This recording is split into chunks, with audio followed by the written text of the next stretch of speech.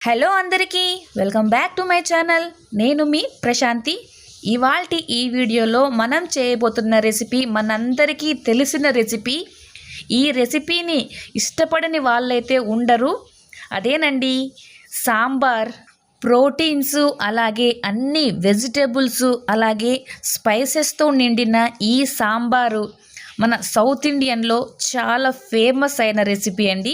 ఇది మనందరికీ తెలిసిన విషయమే. అటు ఇడ్లీలోకైనా ఇటు రైస్లోకైనా అలాగే దోశ పొంగల్ దేనిలోకైనా చక్కగా సూట్ అయిపోతుందండి ఈ సాంబారు. సో అటువంటి ఈ సాంబార్ని ఈరోజు మనం ఈజీగా టేస్టీగా నేను ఇంట్లో ఎలా చేస్తానో మీతో అయితే షేర్ చేస్తున్నాను. ఇప్పుడు అది ఎలా చేయాలో చూసేద్దాం. ముందుగా అయితే నేను ఇక్కడ ఒక 250 గ్రామ్స్ వరకు పెసరపప్పునైతే కుక్కర్లో వేసి ఇలాగా మెత్తగా అయితే ఉడికించి పెట్టుకున్నాను. నెక్స్ట్ అయితే మనము ఇందులోనికి ఈ పచ్చి కొబ్బరి అలాగే పచ్చిమిర్చిని ఈ విధంగా అయితే మిక్సీ పట్టుకోవాలి. దీనివల్ల సాంబార్కు మరింత టేస్ట్ అనేది వస్తుంది. నెక్స్ట్ ఇక్కడ మనం ఒక పెద్ద నిమ్మపండు సైజ్ అంతా చింతపండునైతే నానబెట్టి అయితే ఉంచుకోవాలి. నెక్స్ట్ ఒక చిన్న బెల్లం ముక్కను కూడా తీసుకోవాలి. అలాగే వెల్లుల్లి రెబ్బల్ని ఈ విధంగా కచ్చాపచ్చాగా దంచుకోవాలి. ఒక పెద్ద ఉల్లిపాయనైతే చిన్న చిన్న ముక్కలకైతే కట్ చేసి ఉంచుకున్నాను. తర్వాత ఒక టొమాటోని కూడా కట్ చేసి ఉంచుకున్నాను. ఇప్పుడు ఇందులోకి నేను వెజిటేబుల్స్ అయితే తీసుకున్నాను. ఇక్కడ మన చాయిస్ అండి, వెజిటేబుల్స్ ఏవైనా తీసుకోవచ్చు. నేనైతే ఇక్కడ పచ్చి బఠానీలు అలాగే ఒక ఆలుగడ్డనైతే కట్ చేసుకున్నాను. అదేవిధంగా ముల్లంగి, నెక్స్ట్ క్యారెట్ అలాగే బీన్స్ని అయితే తీసుకున్నాను.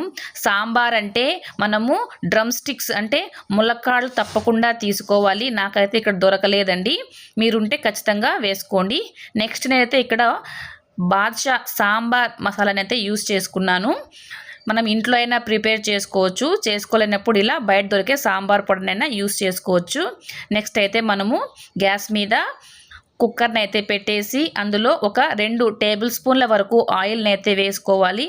ఆయిల్ వేడైన తర్వాత అందులో మనం ఒక 1/2 టీ స్పూన్ ఆవాలు, 1/2 టీ స్పూన్ జీలకర్ర, అదేవిధంగా మనం దంచి పెట్టుకున్న వెల్లుల్లి రెబ్బల్ని అలాగే ఆనియన్స్ని అయితే వేసి ఒక 1/2 నిమిషం పాటు వేయించుకొని ఇప్పుడు ఇందులోనే మనము 2 రెమ్మల కరివేపాకును కూడా వేసి దీన్ని మరొక నిమిషం పాటు కొంచెం మగ్గే వరకు వీటిని బాగా వేయించుకోవాలి. ఇవి బాగా వేగిన తర్వాత ఇందులో మనము కట్ చేసి పెట్టుకున్న అన్ని వెజిటేబుల్స్ని కూడా ఒక్కొక్కటిగా కూడా ఇందులో అయితే యాడ్ చేసేసేయాలి.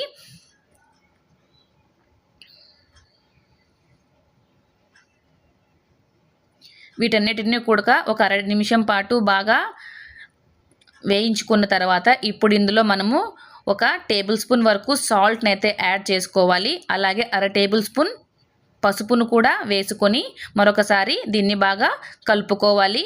ఇప్పుడు ఇందులో మనము కట్ చేసిన టొమాటో ముక్కల్ని కూడా వేసేసి అలాగే మనం దంచి ఉంచుకున్న పచ్చి కొబ్బరి అలాగే పచ్చిమిర్చిని కూడా ఇందులో మనమైతే యాడ్ చేసేసి చక్కగా దీన్ని బాగా ఒక్కసారిగా కలుపుకొని మూత పెట్టి ఒక 2 నిమిషాల పాటు దీన్ని అలాగే మగ్గనివ్వాలి.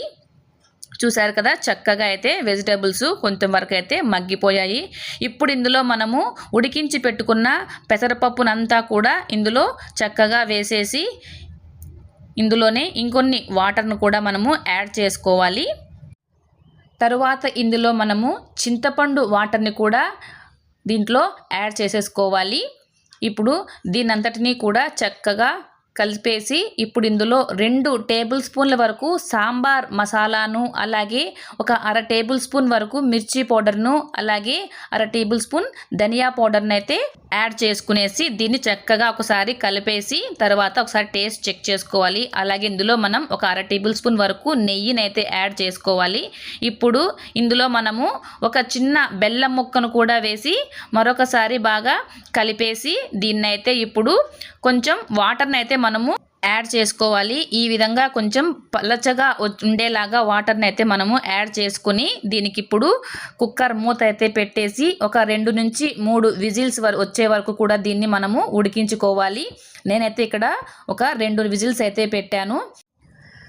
చూశారు కదా, సాంబార్ అనేది మరి చిక్కగా లేకుండా మరి పల్చగా లేకుండా ఈ విధంగా అయితే ఈ కన్సిస్టెన్సీ వచ్చేలాగా సాంబార్ని అయితే చేసుకోవాలి.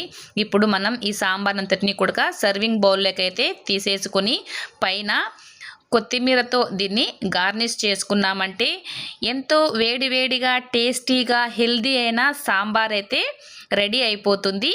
ఈ సాంబార్ని మనము ఇలా వేడివేడి ఇడ్లీలోకి వేసుకున్నామంటే చాలా టేస్టీగా ఉంటుంది. ఈ ఇడ్లీలను అయితే నేను బియ్యం వాడకుండా అటుకులు అలాగే రవ్వతో అయితే చేశాను. దీని వీడియో కావాలంటే డిస్క్రిప్షన్లో ఇస్తాను, చూడండి. ఇదండి ఇవాల్టి వీడియో ఫ్రెండ్స్. ఎంతో టేస్టీగా హెల్దీగా ఉన్నటువంటి ఈ సాంబార్ని అయితే నేను ఎలా ప్రిపేర్ చేశానో మీరంతా కూడా చూశారు కదా. ఈ వీడియో కనుక మీకు నచ్చినట్లయితే లైక్ చేయండి, అలాగే ఛానల్ని సబ్స్క్రైబ్ అయితే చేసుకోండి. మరొక మంచి రెసిపీతో మళ్ళీ కలుసుకుందాం. అంతవరకు సెలవు. Bye bye.